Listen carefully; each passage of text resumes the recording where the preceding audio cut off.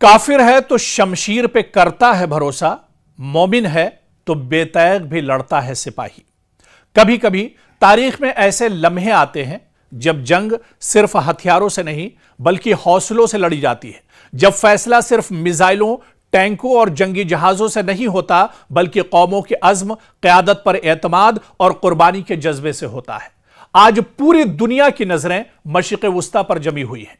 एक तरफ दुनिया की सबसे बड़ी फौजी ताकत अमेरिका और उसका करीबी इत्तेहादी इजराइल है, जबकि दूसरी तरफ ईरान है, एक ऐसा मुल्क जो बरसों से सख्त माशी पाबंदियों, सिफारती दबाव और बैनुल-अक़वामी तन्हाई का सामना करता रहा है। लेकिन इन तमाम मुश्किलात के बावजूद ईरान ने अपने दिफा और मज़ाहिमत की सलाहियत को बरकरार रखा है और यही चीज आज दुनिया भर में बहस का मौजू बनी हुई है। गुज़िश्ता चंद बरसों में ईरान पर बेशुमार पाबंदियां लगी, इसकी मईशत को दबाव में लाने की कोशिश की गई, तेल की बरामदात महदूद हुई, मालियाती निजाम को निशाना बनाया गया और इसे आलमी सतह पर अलग थलग करने की कोशिश की गई। लेकिन इसके बावजूद ईरान ने अपने दिफाई प्रोग्राम, मिसाइल टेक्नोलॉजी और ड्रोन सलाहियतों पर काम जारी रखा। ईरानी क़यादत मुसलसल यह मौक़िफ़ अख्तियार करती रही है कि वो बैरूनी दबाव के सामने झुकने के बजाय मज़ाहिमत का रास्ता अख्तियार करेगी। इसी सोच को ईरान में मज़ाहिमत की हिकमत अमली के नाम से पेश किया जाता है, जिसे हुकूमत और इसके हामी कौमी खुद मुख्तारी के तहफ़्फ़ुज़ से जोड़ते हैं। हालिया कशीदगी में ईरान ने मुतादिद ऐसे दावे किए हैं जिनमें अमरीकी ड्रोन्स को मार गिराने, इजरायली अहदाफ को निशाना बनाने और अपने फजाई दिफा की कामयाबियों का जिक्र किया गया है। दूसरी जानिब अमरीका और इजराइल ने भी ईरान के खिलाफ मुख्तलिफ फौजी कार्रवाइयां और हमलों की इत्तलात जारी की। जंगी हालात में दोनों फरीक अपनी अपनी कामयाबियों के दावे करते हैं, जिनमें से बाज की आजादाना तस्दीक फौरी तौर पर मुमकिन नहीं होती। ईरान के अंदर सरकारी बयानिया यह है कि अवाम अपनी क़यादत के साथ खड़े हैं और मुल्क के दिफा के लिए हर कुर्बानी देने को तैयार हैं। इसी जज्बे को ईरानी मीडिया और सरकारी बयानात में नुमाया तौर पर पेश किया जाता है। दूसरी तरफ नाक़दीन यह भी कहते हैं कि ईरान के अंदर राय आम्मा मुतनव्वो है, यानी अलग अलग है और तमाम शहरी यकसा सियासी मौक़िफ़ नहीं रखते। इसलिए पूरे मुआशरे के बारे में कतई दावा करना दुरुस्त नहीं होगा। इस जंग का एक अहम पहलू यह भी है कि यह सिर्फ दो ममालिक के दरमियान अस्करी मुकाबला नहीं, जंगी मुकाबला नहीं, बल्कि खित्ते में असर व रसूख, सलामती, ताकत के तवाजुन और मुस्तकबिल के सियासत का भी मामला है। अगर कशीदगी मजीद बढ़ी तो इसके असरात सिर्फ ईरान या इजराइल तक महदूद नहीं रहेंगे, बल्कि पूरा मशरिक़ वुस्ता, आलमी तवानाई के मंडियां और बैनुल-अक़वामी मईशत पर भी मुतासिर हो सकती है, जैसा कि पिछली बार देखने को मिला था। ईरान के हामी इसे एक ऐसी कौम के तौर पर पेश करते हैं जो दबाव के बावजूद पीछे हटने के लिए तैयार नहीं, जबकि इसके मुखालिफिन इसे खित्ते में कशीदगी बढ़ाने का जिम्मेदार करार देते हैं। और यही वजह है कि इस तनाज़े को मुख्तलिफ ममालिक और मुबस्सिरीन मुख्तलिफ जावियों से देखते हैं। एक बात अलबत्ता वाज़ेह है कि यह जंग सिर्फ असलहे की ताकत का इम्तिहान नहीं, बल्कि सियासी अज़्म, सिफारती हिकमत अमली, माशी बर्दाश्त और अवामी हौसले का भी इम्तिहान है। तारीख हमेशा यह याद रखती है कि जंगों में सिर्फ ताकत नहीं बल्कि फैसले, हिकमत, सब्र और इस्तिकामत भी अपना किरदार अदा करते हैं।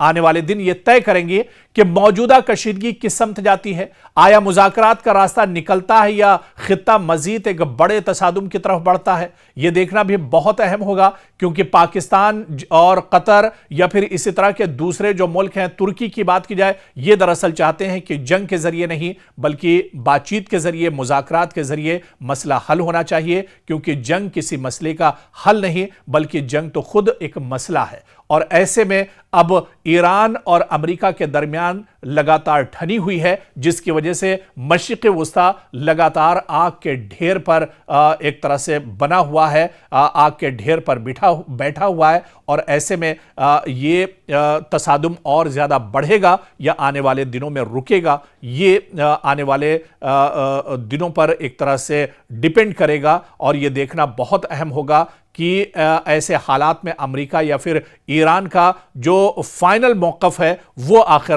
क्या कुछ होता है। मशरिक़ वुस्ता में लगातार हालात ख़राब हैं और इस बीच अमेरिका लगातार तेहरान को निशाना बना रहा है। ईरान के अलग अलग जो हिस्से हैं वहां पर लगातार अमेरिका अटैक कर रहा है। लेकिन क्या आपने सोचा कि इस जंग में जो सबसे दिलचस्प पहलू है वो आखिर क्या है? आप कहेंगे कि जंग में आखिर दिलचस्पी क्या चीज होती है, लेकिन जंग का एक दिलचस्प पहलू भी है। आज उसी के बारे में हम आपको बताएंगे। और यह दिलचस्प पहलू दरअसल कुछ और नहीं, ये अमेरिकी सदर डोनाल्ड ट्रंप से जुड़ा हुआ है। जी हां, ट्रंप की फुतवाहात बहुत दिलचस्प हैं इस जंग के अंदर। आप देखिए कि एक जंग जो शुरू हुई थी, बीच में कुछ दिनों के लिए जंगबंदी हुई, लेकिन फिर वो जंग एक तरह से शुरू हो गई। जंग तो खत्म नहीं हुई, लेकिन इस बीच आप देखिए कि अमेरिका के सदर डोनाल्ड ट्रंप कई बार जंग जीतने का दावा कर चुके हैं।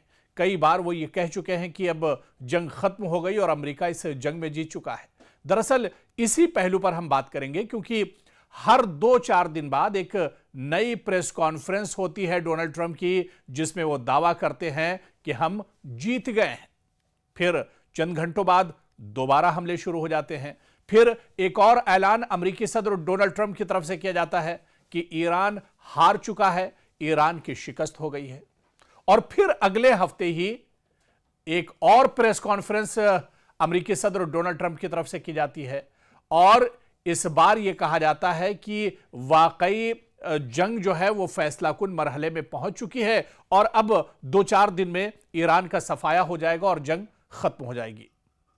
अब तो लोग मजाक में कह रहे हैं कि अगर हर बार जीत का ऐलान करना पड़े तो फिर शायद जंग अभी खत्म नहीं हुई है। जब हर बार डोनाल्ड ट्रंप हर 2-4 दिन के बाद डोनाल्ड ट्रंप प्रेस कॉन्फ्रेंस में कहते हैं कि वो जंग जीत चुके हैं, ईरान की शिकस्त हो चुकी है, तो फिर यह जंग आखिर खत्म कहां हुई? यह तो अब लोगों के दरमियान एक तरह से मजाक सा बन गया है। असल फतेह तो वो होती है जिसके बाद दोबारा यह साबित करने की जरूरत ना पड़े कि हम जीत गए हैं, बल्कि दुनिया भी यह समझ जाए, दोबारा हमला करने की जरूरत भी ना पड़े, दोबारा से कोई टकराव भी ना हो, वार का पलटवार भी ना हो, तब तो यह कहा जा सकता है कि वाकई में हम जीत चुके हैं, हमारी फतेह हो गई है और सामने वाला जो मद्दे मुकाबिल यानी है उसकी शिकस्त हो गई है। लेकिन यूं लगता है जैसे एक ही जंग में फतेह का जश्न इतनी बार मनाया जा रहा है अमेरिका की तरफ से, डोनाल्ड ट्रंप की तरफ से, कि अब गिनती रखना भी मुश्किल हो गया है। सोशल मीडिया पर तबसरा कुछ यूं होता है कि अगर एक ही जंग 10 बार जीतनी पड़े तो शायद मसला जंग में नहीं, बल्कि यह फतेह का ऐलान भी एक तरह से नहीं माना जाएगा। बल्कि आप देखिए कि बार बार जिस तरह से डोनाल्ड ट्रंप प्रेस कॉन्फ्रेंस में आकर ऐलान कर रहे हैं, कहीं ना कहीं यह उनकी घबराहट है।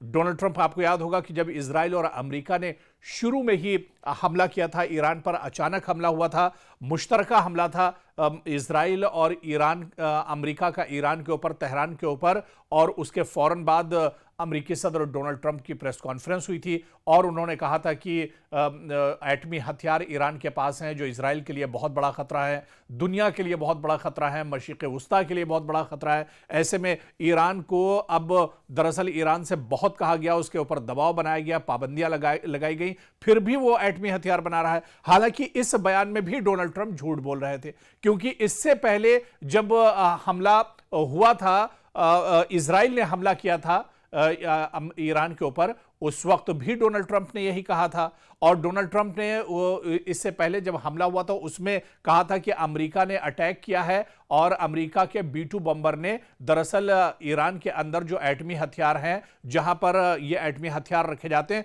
उस पूरे मकाम को, उस पूरे जगह को, उस पूरे इलाके को तबाह बर्बाद कर दिया और ईरान का जो एटमी हथियार का जखीरा है वो तबाह बर्बाद हो गया।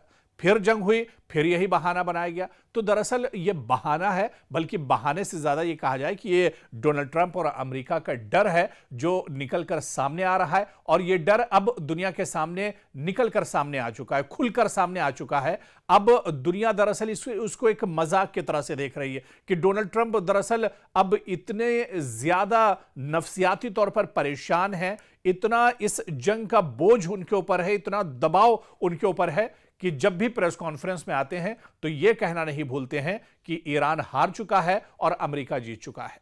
लेकिन जंग तो अभी चल ही रही है। और आप देखिए कि यह जंग कब तक चलेगी, यह तो अब डोनाल्ड ट्रंप भी नहीं बता सकते हैं। दुनिया हैरान है कि एक तरफ अमेरिका जैसा सुपर पावर मुल्क और दूसरी तरफ ईरान जैसा ऐसा कमजोर मुल्क जिसके ऊपर हमेशा से अमेरिका ने पाबंदियां रखी हो, लेकिन वो अमेरिका और इजराइल जैसे बड़े मुल्कों का, जिनके पास जदीद टेक्नोलॉजी है, जदीद हथियार हैं, जदीद ड्रोन और मिसाइल हैं, वो उसका सामना, ईरान ऐसे मुल्कों का सामना डटकर कर रहा है। तो यही वजह है कि अब डोनाल्ड ट्रंप की परेशानी जो है वो खुलकर सामने आ रही है। और डोनाल्ड ट्रंप इसी वजह से जो दुनिया देख रही है उसे भी झुठलाने की कोशिश करते हैं। और जब भी प्रेस कॉन्फ्रेंस में, जब भी मीडिया के सामने आते हैं, तो ये कहना नहीं भूलते हैं कि अमेरिका जीत गया है, अमेरिका जंग में जीत रहा है, अमेरिका 2-4 दिन में ईरान को नेस्तो नाबूद कर देगा। लेकिन यह जंग तो पिछले कई महीनों से चल रही है। ईरान डटकर मुकाबला कर रहा है, मजबूती के साथ मुकाबला कर रहा है। और यह जंग कब तक चलेगी,